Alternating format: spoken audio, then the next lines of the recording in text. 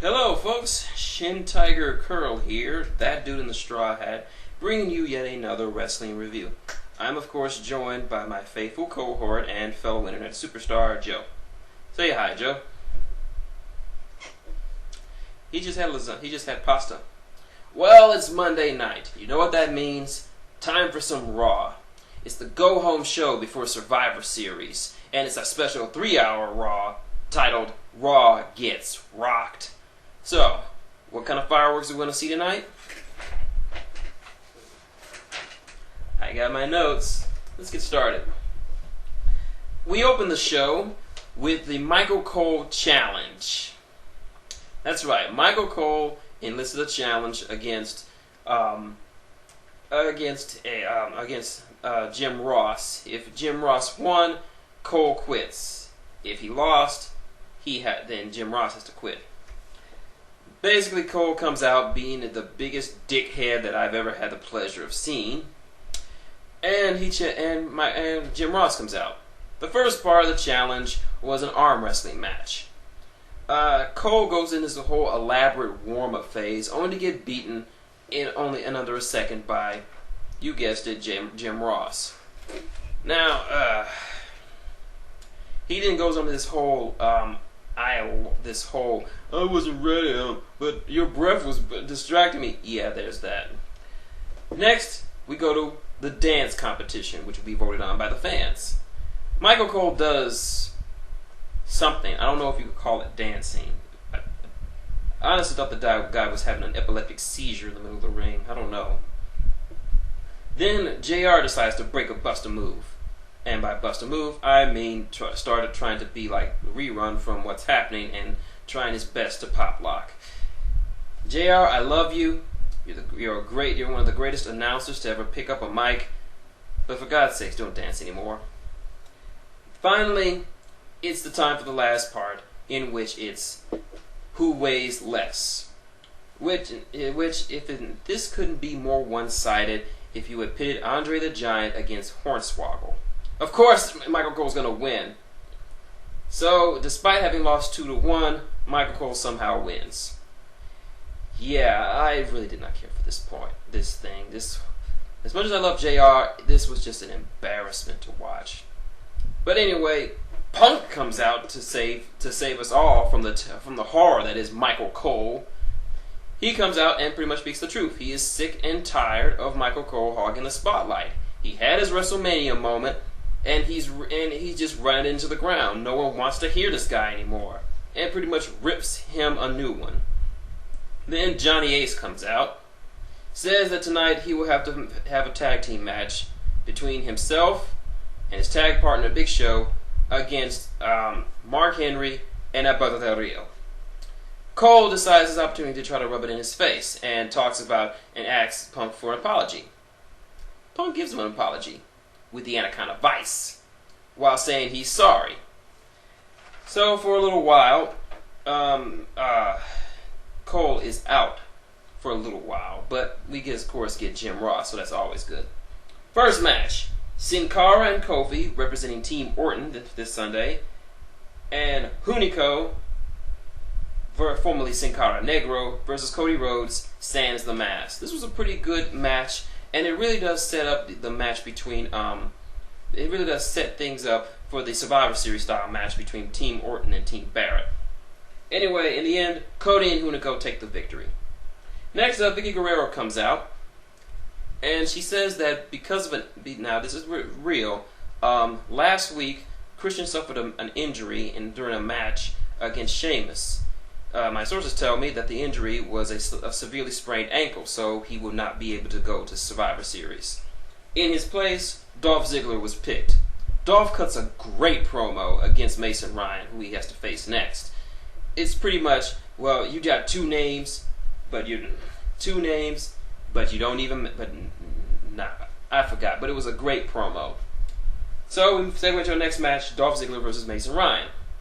It was a pretty slow match, but it wasn't too long because Vicky decided to slap Mason Ryan, which earned him the DQ victory over Dolph Ziggler.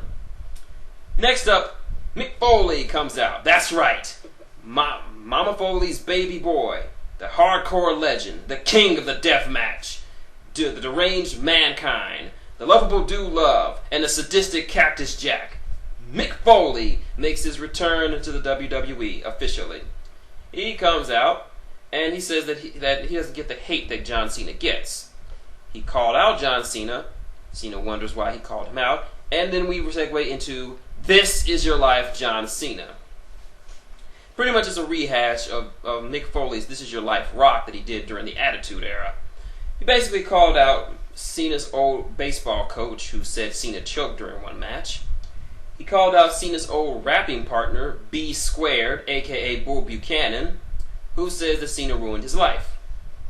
He called out Cena's father, John Cena Sr., say that 5 times fast, who says that anyone who boos him is a jacked up testosterone freak. I'm not very jacked up. Well, you make the call. Anyway, it gets progressively worse, and Cena says it's the worst piece of thing that he's ever been a part of. Foley agrees, but that doesn't stop him. Then The Rock comes out, quickly jumps into the ring, rock bottoms Foley, and promptly leaves. I'm sorry, Mick, but you kind of had that one coming. Next up, Sheamus, representing Team Orton, versus Jack Swagger, representing Team Barrett. This was a very physical matchup. These two really match up well together. Sheamus' straightforward, aggressive style versus Swagger's more ground-based style. They have a similar build and body type, so it made it a very believable match that either one of these guys could beat the other. In the end, though, Sheamus pulled off a brogue kick. So, 1, 2, 3, Sheamus wins. Next up, Kelly versus Natalya. I hated this match. For one, because Kelly still does the stink face. You need an ass to do the stink face. And sorry, Kelly, you're a nos at all. No ass at all. No ass at all. Then Natalya goes for the sharpshooter and gets caught in a roll-up win by Kelly. Now, this is the problem what I have here.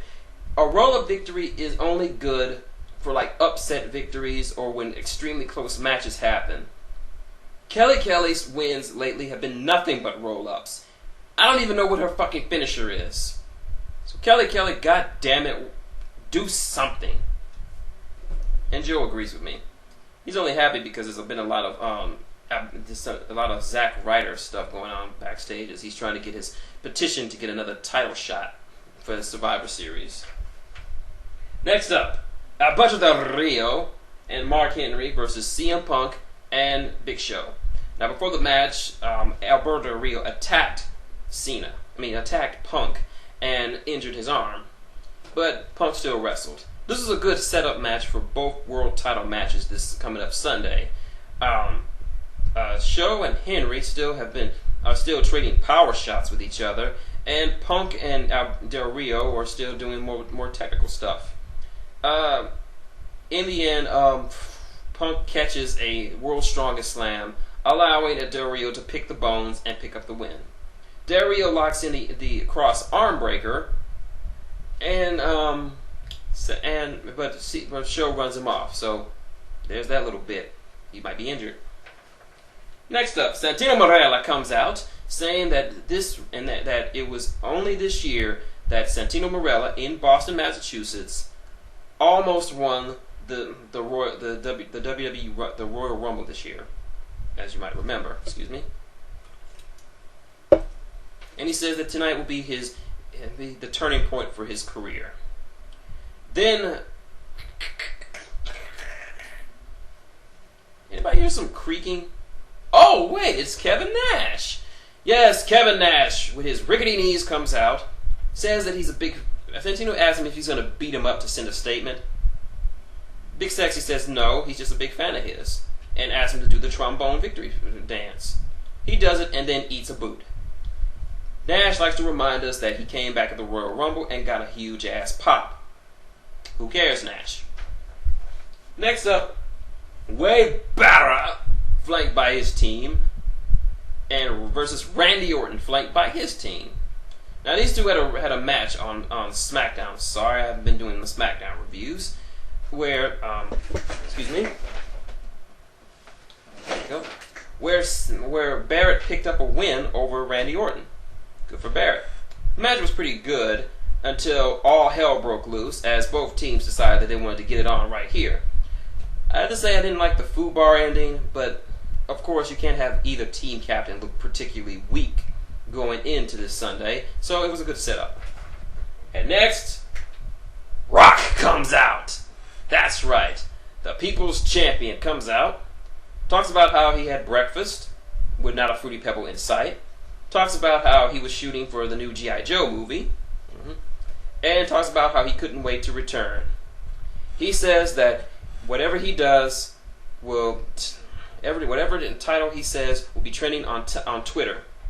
And particularly, he says boots to asses. Hence, the title of this video. So, pretty much the whole segment, it was boots to asses, and talked about how he wants to call out Awesome Truth. Awesome Truth comes out and says that while they could beat up The Rock, they won't. They'll save it for this Sunday. Cena comes out, and here comes an interesting little stare down. Cena and Rock go back and forth, trying to one up each other, just trying to insult each other. It was just a very good moment. I mean, it was very good. I mean, and it just sets up a lot of story that these two, while they're working together, they still don't like each other. And of course, Miz and Truth do not like this. It seems like they're overshadowing them and looking beyond them. Then Rock says boots to asses, and we got it on. Rock bottoms both Truth and Miz. The latter getting rock bottom out of being pulled out of AA by Cena.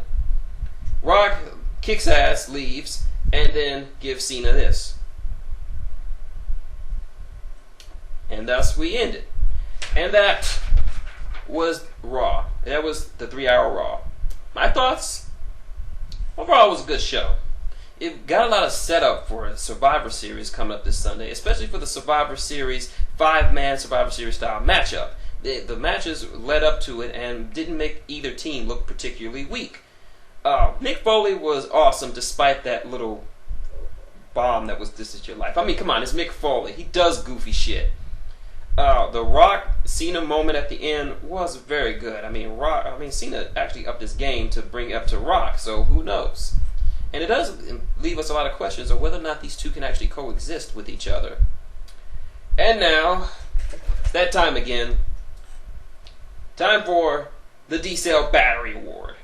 And this week's D-Cell Battery Award goes to, who else? Michael Cole. That Michael Cole challenge was not worth it. The only good thing I could say about it was it came on early, so we didn't have to dread seeing it for the rest of the show. At least we got it out of the way. And Michael Cole is nothing but a simpering little dickweed. And honestly, I hope he gets fired one of these days, because I can't, at least from Raw, I cannot stand watching him 2 times a week. That is just unbearable. And also, my next award is the Jizz Your Pants Award. And this goes to Mick Foley. Yep, despite Rock coming out there, no one expected Mick Foley to be out there. And of course, Mick Foley was just being Mick. You can't hate the guy. He's the most beloved man in professional wrestling. But there's that. So anyway, that's Raw. Tune in this Friday when I will attempt to review Friday Night SmackDown. That has Wade Barrett teams with Cody Rhodes to take on Sheamus and Randy Orton.